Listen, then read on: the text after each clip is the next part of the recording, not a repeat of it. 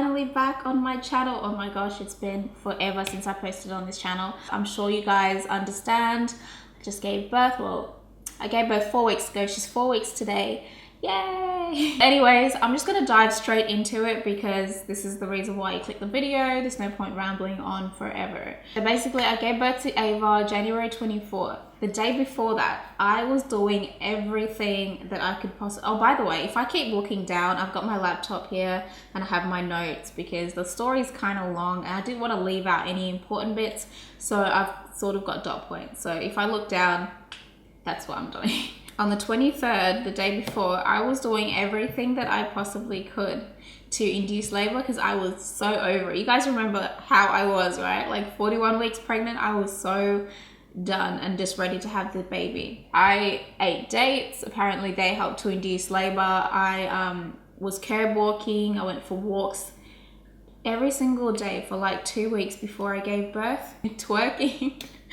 So embarrassing. But you guys, if you guys know that Baby Mama song, if you don't know, then you should probably check it out. It's hilarious. I saw all these pregnant women twerking on these Facebook videos. They were in labor and twerking to that Baby Mama song. I drank some raspberry leaf tea. I drank raspberry leaf tea for like 2 weeks before I gave birth though. So I really don't think that that had an effect. But the one thing that I did think kind of triggered my labor was the evening primrose oil. So basically I swallowed 1 tablet and I inserted 2 up my and sorry if that's TMI, but yeah, I inserted 2 up there and waited about an hour. After an hour, I started to feel like mild cramping and I didn't think anything of it because I was like, there's no way I'm going into labor because I'm like, I was waiting forever and it just felt like it was never gonna happen. And so I didn't think anything of it. Me and hubby just continued watching TV. This was about 10 p.m. when I started to feel the mild contractions. I didn't panic, nothing like that. So around 12 a.m. I noticed the cramping feeling got a lot more intense. So it felt like period pain, basically. It wasn't anything too painful, but it was kind of enough to make me go, ooh, I haven't had this feeling in a while. And then that went on for a couple more hours. So this is about 2 a.m. now. 2 a.m. is kind of when they started for real and they got very, very intense. So technically my labor was 24 hours, but I'm gonna say 20 hours because 2 a.m. is when they got really intense. So before 2 a.m. though, I did my makeup, I did my hair. Don't judge me when my contractions were still kind of mild, although they were starting to get a little bit strong and I was like doing my concealer like... It was so sad. I keep getting sidetracked, guys. This is gonna take forever. I really apologize if this video is like really long, but I just have so much to say. I don't even know how to describe labor pain. I know a lot of people say like period pain, and yeah, you know, it does kind of feel like period pain, but it's just like period pain on steroids or something. At this point, my contractions were about 5 to 6 minutes apart and pretty intense. So my husband called the hospital. They said basically not to come in until they were 3 minutes apart and you couldn't talk through your contractions. I was like, B, I can't talk through my contractions already. What the heck are you talking about? So mine were pretty intense. From 2 o'clock till 5 o'clock, I wrote it out at home and, you know, was doing my breathing exercises. Hubby was rubbing my back. You know, they were pretty painful, but I could deal with them. By 5 o'clock, they did get really intense and they got a lot more closer. So at this point, they were about every 2 to 3 minutes. So we called the hospital again and told them that every 2 to 3 minutes, can we come in? They're like, sure, come in. So that's what we did. By the way, at this point, I was already 2 centimeters dilated. I had been 2 centimeters dilated for like 5 days. So irritating. We get to the hospital, the doors are like locked, obviously for security reasons. We're waiting outside and we were like pressing the buzzer for like 10 minutes. And Jamie was getting like really annoyed. My husband was getting really annoyed and he was like, where the heck is everyone? And there was a nurse right in front and she could see us trying to get in, but she was just like, whatever, like that call's not coming to me, so I'm not even gonna let these people in. And clearly she could see I was in labor. So I think the night that I went into labor, the hospital was just really, really busy and they were just turning people away for the stupidest reasons. So once they strapped me up, they checked her heart rate and they checked my contractions. She could clearly see I was in a lot of pain. And she went out and she went and asked the doctors whether I should stay or go back home because that's what they tend to do out here a lot. one of my friends got sent home like 3 times. So yeah, it's stupid. Unless your baby is like almost coming out of you, they usually just want you to be laboring at home, so you're kind of like out of their way. And also so that the rooms are free for people that are actually giving birth. She comes back in the room and she's like, the doctors kind of suggest that you go home, and I was like, no, please. I was like begging. I'm like, please don't send me home. I was like, please don't send me home. I'm in so much pain. She's like, I could see you're in so much pain. I'm gonna go and try and see if you could stay. So she went out. I guess she went and worked her magic. Thank goodness they said I could stay. After that, I got admitted to my room, and oh my god, I got on that gas and air, honey. Whew. That gas and air is like amazing. It doesn't make them less painful, but it kind of just gives you something else to think about. It just makes you a little bit airy. So after that, I went into the spa room. So I went and sat in this really huge bath, and the water was warm, and it was just nice. It really, really helped with my contractions. But for some reason, because my contractions were so intense, I was squirming all over the place, and I just got uncomfortable really quick, and I had to get out. But they did help with the pain. So if you do go into labor and they suggest that, I would suggest go and sit in the bath a little bit, because it does help for a little bit, but I guess it doesn't last that long. Initially, it feels really good. So at this point, I was 3 centimeters dilated, so I had only dilated 1 centimeter that whole time. So they were checking my dilation like every 4 hours or so. So at 10 a.m., I was 5 centimeters dilated, and I was like, okay, we're getting somewhere. At this point, I was still natural. I was on gas and air only. At 2 p.m., they checked my dilation again, and I was hoping to be at an 8 or a 9 or hopefully a 10. So she checks me and she's like, love, you're still at a 5. So from 10 a.m. until 2 p.m., contractions like every 30 seconds, I was still at a 5. Like I hadn't dilated at all. And I think that was kind of like the breaking point for me, because I was like, oh my gosh, I've been fighting this fight for like the past 4 hours, thinking that, you know, it's going to help me dilate. And I was still at a 5, and I was like, I remember crying. Yeah, I cried. I broke down, and I was like, just really disappointed when she said 5 centimeters. Tears just like started streaming down my face, because I was like, no. I was really scared about, you know, having a C-section and everything. After the 5 centimeters, that kind of just broke my spirit. I was like, oh my God, I can't do this anymore. Because the pain was so intense. It was literally every 30 seconds. I had no break. Like my body was so weak. I hadn't slept in so many hours. And yeah, it was just the worst ever. So at that point, she's like, do you want anything else for the pain? And I said, okay, yeah. I wasn't ready to say yes to the epidural just yet. So I opted for morphine. And she's like, okay, cool. Go get your morphine. But first we want to break your water. Yes, at this point, my water still hadn't broke. So that's probably why I wasn't dilating enough. So they were like, we're going to go break your waters. And I was like, okay. The nurse that I had that day, she was just very rude. I'll just say rude. She was rude. So basically my husband says, because he was really concerned about the amount of pain that I was in. And, you know, if they were going to break my water, if it was going to be like more painful, he really just didn't want me to be doing it naturally. He wanted me to like have something. So he's like, can you give her the morphine before you break her water? And she says, oh, don't worry, love. You know, when we break water, it's never painful. She'll be fine. It's not even painful. And he's like, okay, you can give it to her after. She's like, yeah, sure. So anyways, she breaks my water with that big pin, with that big stick thing. I didn't want to look down. So she goes and breaks my water. Oh my God, you guys. The pain that I was in after she broke my water, I can't even describe it. I was screaming. Like I wasn't screaming, but I had the gas and air, and I was screaming into that little nozzle.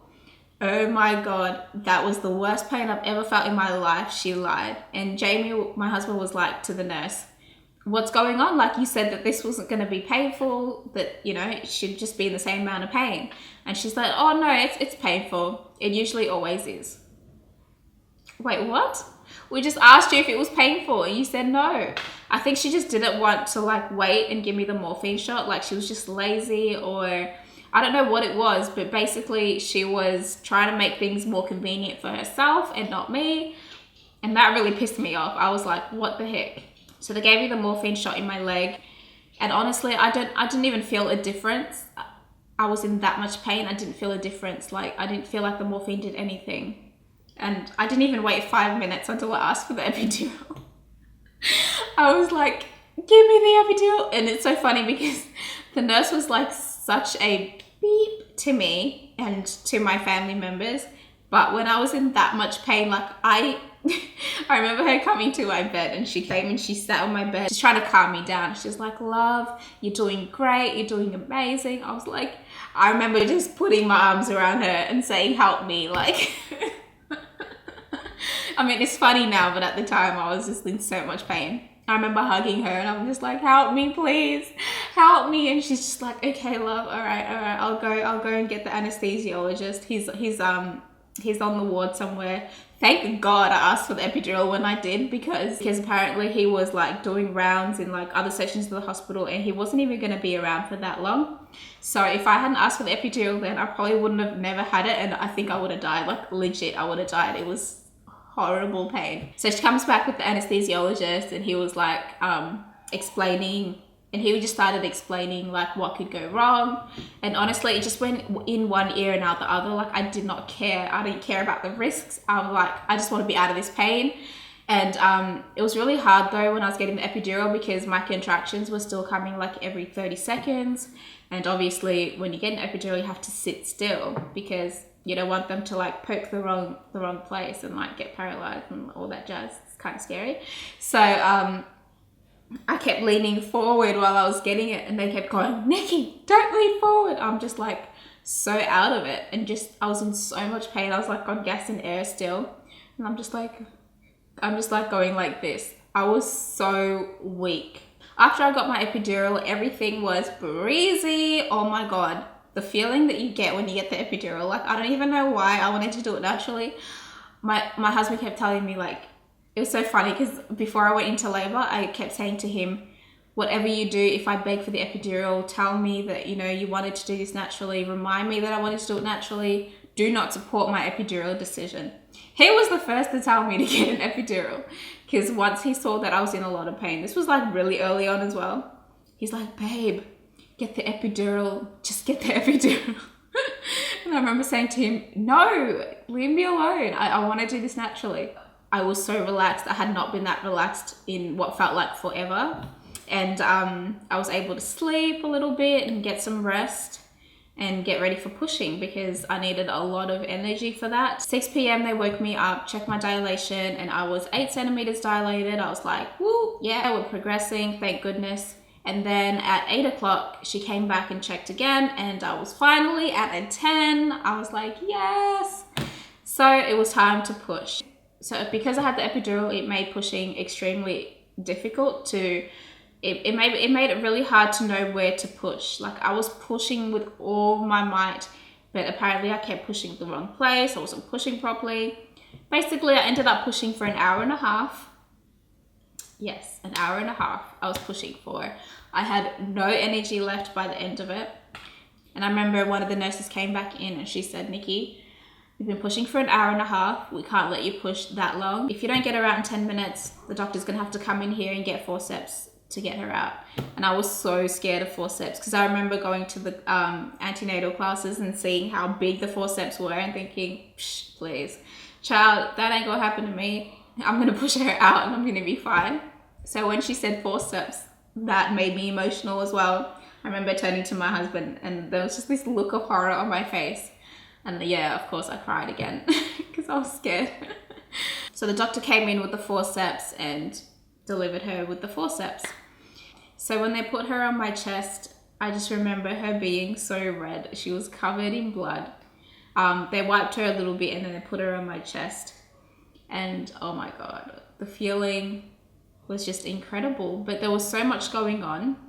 And by the way, I had lost a lot of blood during my delivery as well. I did have an episiotomy, so they cut, and had to sew me back up. I'm not sure if I lost my blood from the episiotomy or if it was just from like the birth process itself. But I lost a liter of blood, which was quite a lot. And so I was really, really dizzy. They put her on my chest, and I just remember thinking, oh my gosh, this is my daughter. She was quiet, and I remember just panicking. I'm like, why isn't she crying? Why isn't she crying? And then once she cried, oh my God, that feeling of relief that you get as a mum when your child starts to cry, if you hear their first breath, oh my God, it's just euphoric. It honestly is the most amazing feeling. So they had her on my chest doing skin to skin, and which is what I wanted to do anyway. Like, I wanted skin to skin so bad, and I wanted to put that in my birth plan. And they were encouraging skin to skin, but I was so weak, and I was so scared that she was gonna fall because I couldn't even hold her onto me. That's how weak I was. And I delivered the placenta. I didn't even like feel when I delivered the placenta, to be honest. I remember him saying, like, give me a push. I think I pushed like once and it came out. 20 minutes after I'd given birth, he was sewing me back up, and I remember saying, are you gonna deliver the placenta now? And he's like, yeah, we delivered that like 10 minutes ago. I was like, oh, okay. All right, cool, carry on. So yeah, that is my labor and delivery story. I ended up losing a liter of blood. The next day I ended up having a blood transfusion. It was about 24 hours, but I'm just gonna say 20 hours because that's kind of when the real pain started. I did 13 hours naturally, and then the 7 hours after I got the epidural. I'm not really sure what I had in mind as far as like labor goes, but I didn't think that it would be that intense and that painful, to be honest. I think that I have a pretty high pain tolerance, but birth was just next level for me. So even though labor was really painful, you always hear women say, despite the pain that they went through, that they would do it all again for their babies, and they would have more babies and all that. And honestly, I feel the same way as well. Even though it was not what I expected and it was super painful and all that jazz, I would do it again in a heartbeat for her, and I would do it again for like future kids. Like, it's just what you have to do as a woman, like the pain was crazy, but 4 weeks on, like, I can move my arms properly, my stitches are healing up. The pain from the contractions, I don't even remember what they feel like, to be honest. So when they say that you do forget the pain, it's actually true. You do forget the pain, and you do want more kids. I don't want any more kids like right away, but give me like a year or two and I'd be ready to go again for sure. Well guys, here is my daughter Ava. She is 4 weeks old. She's like in and out of sleep. She's sort of like half awake, so here she is for those who haven't seen her. For those of you who aren't subscribed to my vlog channel, I would suggest that you do if you want to see more of Ava. She's just been the best thing to ever happen to us, and I'm so just in love with her. She's the cutest. Aren't you, baby? She's just like, whatever, mom, hurry up and finish the video. Anyways, I hope you guys enjoyed my labor and delivery story, and I will see you guys in my next video. I think that the next video will be probably her 1 month update, so stay tuned for that. I'll see you guys next time. Bye. Anna, you did so good.